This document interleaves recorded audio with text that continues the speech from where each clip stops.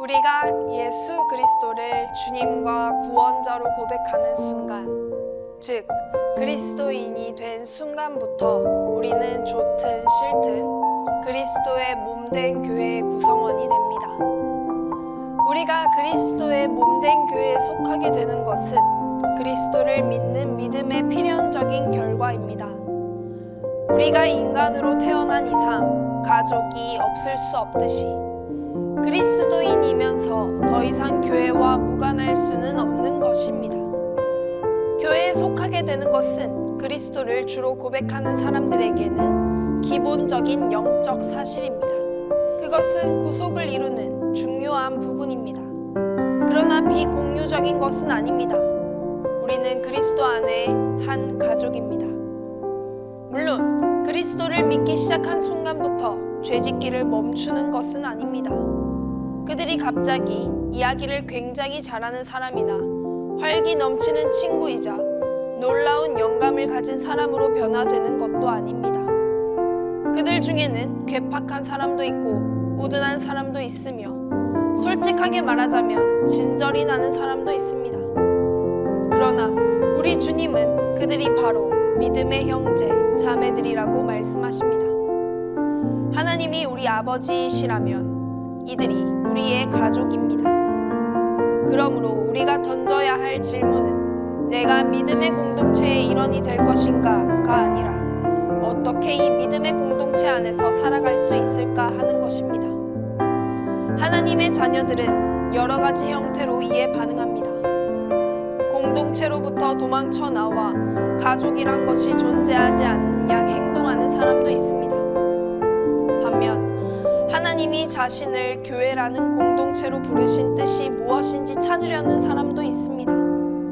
이들은 그 안에서 조화롭고 즐겁게 자신의 역할을 감당하는 법을 배우며 성가신 존재로 여겨질 수 있는 사람들과 하나님의 은혜를 나누는 자로 성숙하고자 합니다.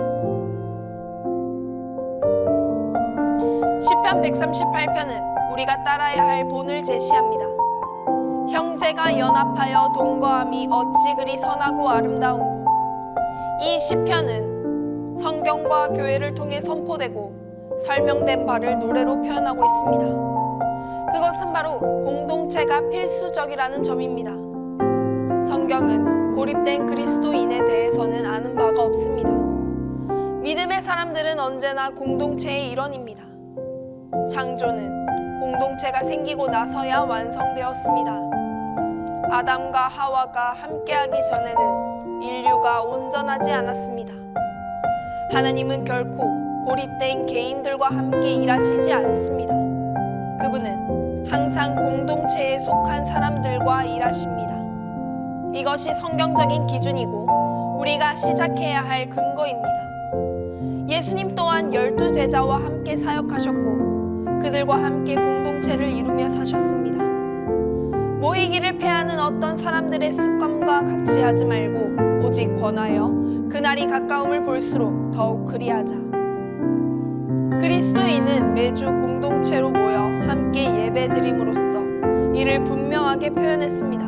하나님에 대한 우리의 사랑을 선언한다면 우리는 하나님이 사랑하시고 우리에게 사랑하라고 명령하신 동료들 중에 사랑스러운 사람들도 있고 그렇지 않은 사람도 있습니다. 그리고 그런 사람들과 마주해야 합니다. 그러나 이것을 견뎌내야 하는 일로 생각해서는 안 됩니다.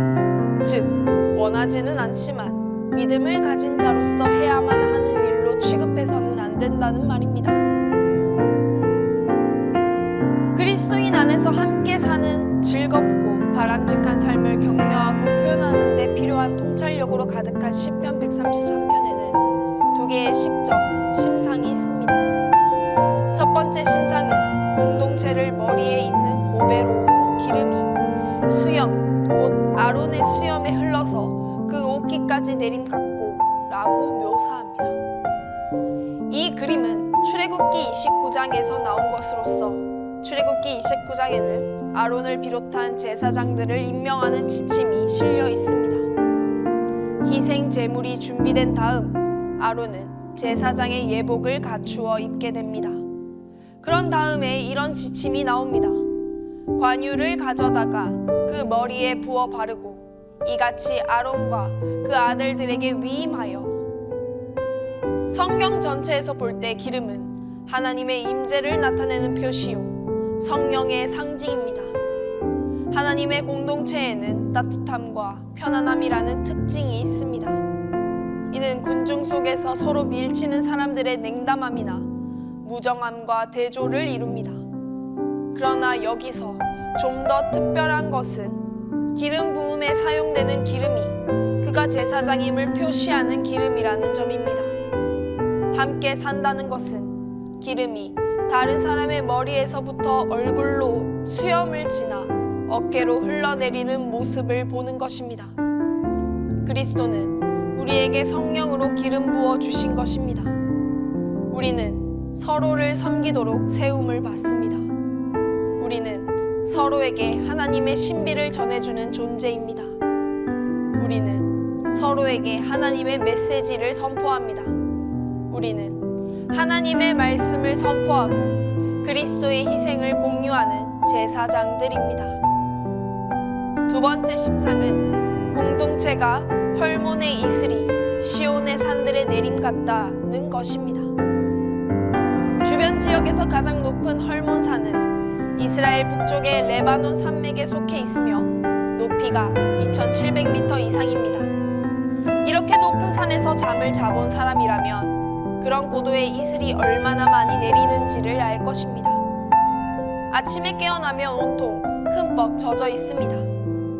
헐몬의 고지대에 새벽마다 내렸던 수많은 이슬을 상상력에 의해 시온산으로 이어집니다.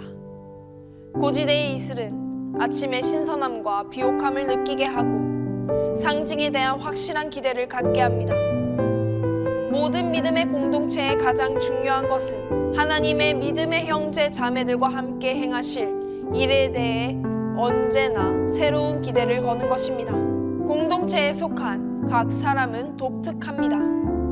각자는 특별하게 사랑을 받는 자이며 독특하게 하나님의 성령의 인도하심을 받는 자입니다. 그런데 어떻게 각 사람에 대해 단정적으로 말할 수 있겠습니까? 하나님이 오늘 이 사람 가운데에서 혹은 저 사람 가운데서 어떻게 일하실까 궁금해하며 기대를 가지고 서로를 바라보는 믿음의 공동체는 번성합니다. 그리스도께서 사랑하시고 구속하신 사람들과 함께 공동체에 있다면 계속 그들에 대해 새로운 점을 발견할 수 있습니다. 그들은 아침마다 새로운 사람들이고 그들의 가능성은 끝이 없습니다. 아론의 수염까지 흘러내리는 기름은 따뜻하고 제사장다운 교제를 의미합니다. 헐몬의 이슬은 신선하고 기대감으로 가득 찬 새로움을 의미합니다. 기름과 이슬, 이 두 가지는 함께 사는 삶을 즐거움으로 충만하게 합니다. 이 시편의 마지막 행은 선하고 즐거운 함께하는 삶은 여호와께서 복을 명하셨나니 곧 영생인 자리라고 결론 짓습니다. 그리스도인은 항상 영원한 삶에 대한 그림을 그리려고 시도하지만 결코 세대로 그려내지 못합니다. 우리는 영원한 삶을 상상하고자 할 때마다 그것을 진부한 것으로 만들어버립니다. 시편 133편은 이런 생각을 뒤집을 만한 천국에 대한 힌트를 줍니다. 진정, 친밀한 교제는 천국에 있다는 것입니다.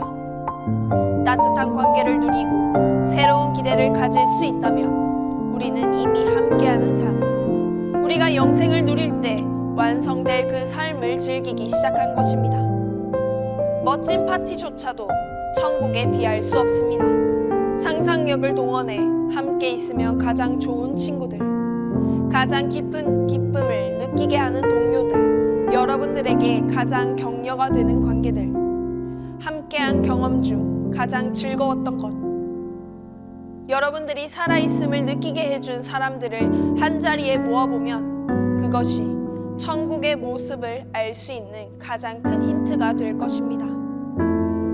여호와께서 복을 명하셨나니 곧 영생이로다. 이상 시편 걷기 15강 공동체에 대한 강의였습니다.